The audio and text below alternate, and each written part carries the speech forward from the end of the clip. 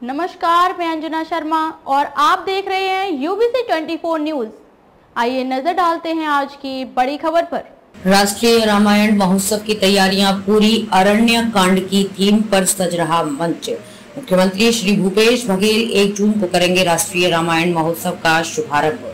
प्रतिदिन हनुमान चालीसा का होगा सामूहिक पाठ। कंबोडिया और इंडोनेशिया के दल दल की प्रस्तुति। समापन अवसर पर मैथिली ठाकुर और कुमार विश्वास भी होंगे शामिल। रायगढ़ के ऐतिहासिक रामलीला मैदान में आयोजित होने वाले 3 दिवसीय राष्ट्रीय रामायण महोत्सव की तैयारियों अंतिम चरण में है। युद्ध स्तर पर चलने वाली प्रशासनिक तैयारियों के साथ ही आम जनता में भी महोत्सव को लेकर गजब का उत्साह नजर आ रहा है। आयोजन की सबसे खास बात ये रही कि इसका थीम रामायण के अरण्य कांड पर आधारित है। इसके चलते मंच को भी अरण्य कांड की थीम पर ही सजाया जा रहा है। 3 दिवसीय अंतर्राष्ट्रीय रामायण महोत्सव का शुभारंभ मुख्यमंत्री श्री भूपेश बघेल के विशिष्ट आतिथ्य और संस्कृति मंत्री श्री अमरजीत भगत की अध्यक्षता में 1 जून को दोपहर 3 बजे होगा। मुख्यमंत्री श्री बघेल की पहल पर आयोजित इस महोत्सव में अरण्य कांड पर आधारित राम कथा की प्रस्तुति राष्ट्रीय अंतर्राष्ट्रीय दलों द्वारा होगी।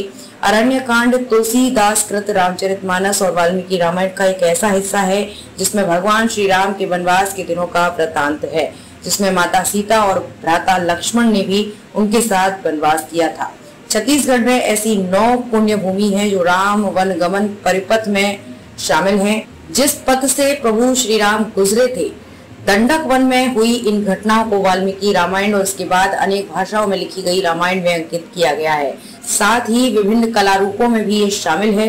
महोत्सव में इंडोनेशिया और कंबोडिया के रामायण दलों द्वारा मंचन भी होगा। कंबोडिया के अंगोर वाट मंदिर और इंडोनेशिया के जावा के मंदिरों में रामायण के रूपों का अंकन किया गया है।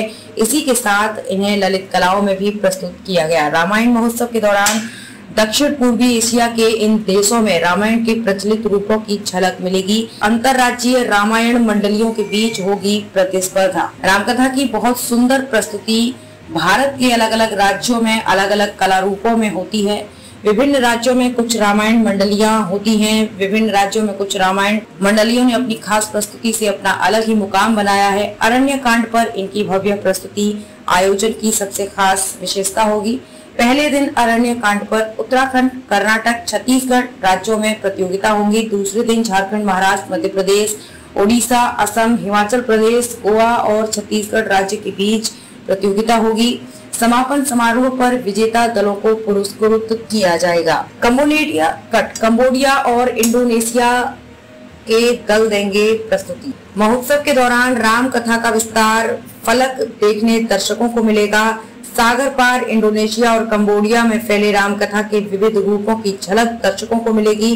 राम कथा इन देशों के कलाकारों ने अपने खास कला रूपों में प्रस्तुत करते हुए अपनी धरोहर को अब तक कायम रखा है। रामायण महोत्सव के दौरान इन कला रूपों को देखना दर्शकों के लिए चकित करने वाला अनुभव होगा।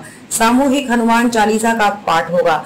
महोत्सव के दौरान 3 दिन सामूहिक हनुमान चालीसा का पाठ होगा। समापन समारोह के दिन केलो महाआरती और दीपदान का आयोजन भी होगा। कार्यक्रम की औपचारिक शुरुआत के पश्चात हनुमान चालीसा का सामूहिक पाठ होगा। हनुमान चालीसा का पाठ स्थानीय कलाकारों एवं पुरोहितों के द्वारा किया जाएगा। इस मौके पर विदेशी एवं अंतर्राज्यीय कलाकारों द्वारा मार्च पास्ट भी किया जाएगा। दिग्गज कलाकार लेंगे हिस्सा। राष्ट्रीय स्तर के दिग्गज कलाकार कार्यक्रम में हिस्सा लेंगे।